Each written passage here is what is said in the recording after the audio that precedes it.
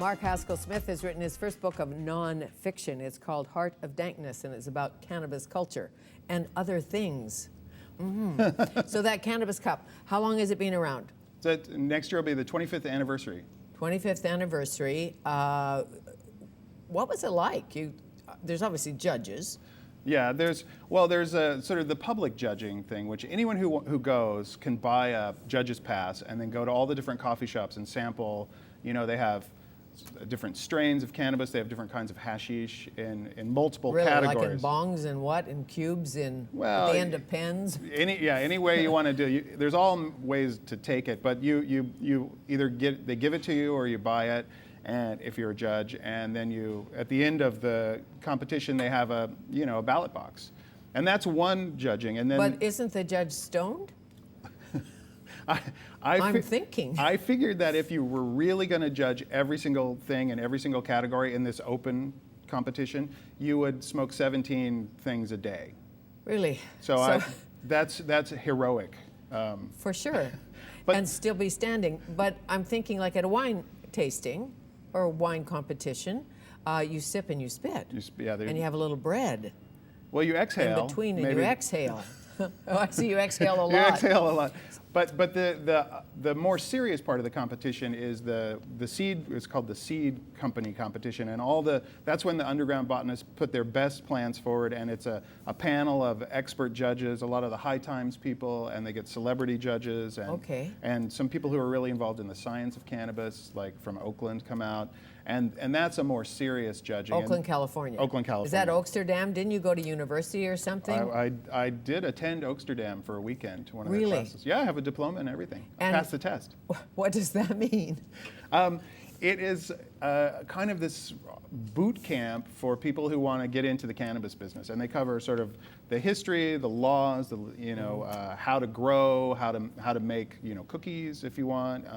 You get a sort of broad overview of everything. And then there's advanced classes if you want to. So idea being compassionate marijuana, medical marijuana, people who want to grow medical marijuana, or people who want to grow illegal marijuana, Well, you could do whatever you want, right, with the information. But what the Oaksterdam people wanted to do was try and find, some kind of, what's the right word? Just sort of a way to grow sort of a standard medical marijuana that's safe, that's reliable, that's organic, so that pure. There's some sort of consistency from dispensary to dispensary. And you have a diploma. So I did. You could go there. Do you get the munchies when you go to all these places, and how do you do that? I mean, how do you deal with the munchies? You smoke, you have a flan. I read in this book that when you get the munchies, you like to eat pickled turnips. Armenian pickled turnips, yeah. Well, here's my theory about the munchies. That's interesting. Yeah. Well, a lot of people are, particularly professionals in New York and other cities, are smoking because after work it relaxes them. It's a stress reliever, but there's no calories, right? But then they eat a pint of Haagen-Dazs and then. Right. But I realize that when you're high, you get your ears are stimulated, your eyes are stimulated, because your organs want to be stimulated. Your brain is like, yeah, let's do something fun, but your mouth needs to be stimulated too. So then I found you need a really strong flavor, like a pickled turnip. Like a pickled turnip. I guess a beet would work. A beet could work. Something pickled. Something pickled, something really strong. Some people like, like a salted caramel, but just one because it's got really. So your experience with the Ni Plus Ultra of dankness, did you find one? Did you come back with a changed mind about the legality of marijuana, what to do about it? As you know, Canada could be closer than California to legalizing. I don't know. Right. Well, for one, I did find a couple of strains that were kind of amazing. One was, someone gave it to me. It was an experiment they were doing. It was a pure equatorial sativa from Cambodia, and it was $9,000 a pound, which is basically unaffordable. Pretty much, for most of us. But it was one of those things that you smoked, and it was just, you were uplifted. You felt great. You weren't actually stoned. It was really, really nice. You could actually write a dictionary. I was thinking after this one, the sequel to Heart of Dankness, because there's the names. Like Martian Green, Martian Mean Green, and Connie Chung. Connie Connie Chung? Connie Chung. Really? Yeah. Do you have to call Connie Chung and say we're naming a seed after you? I think she would be so honored. Perhaps, perhaps. And what about the resin part of it all? Like there's one called Slee Stack. So were people smoking the resin? I don't know enough about this. Like, is it hash? What is it? So the leaves have these little things called trichomes that's where the pure resin of the plant is, and it's actually a protectant for the leaf, and it's in the flowers. Sure. And they just either wash it off with ice water, or they shake it off and make hash out of that. And so that's basically what the resin is. And of the characters you met, there's one Canadian. I know he's living in Moose Jaw now. A reefer man. Man. Reefer man, yeah. How old is he? He must be, I'm not sure how old he is. He's probably like late 30s, maybe 40.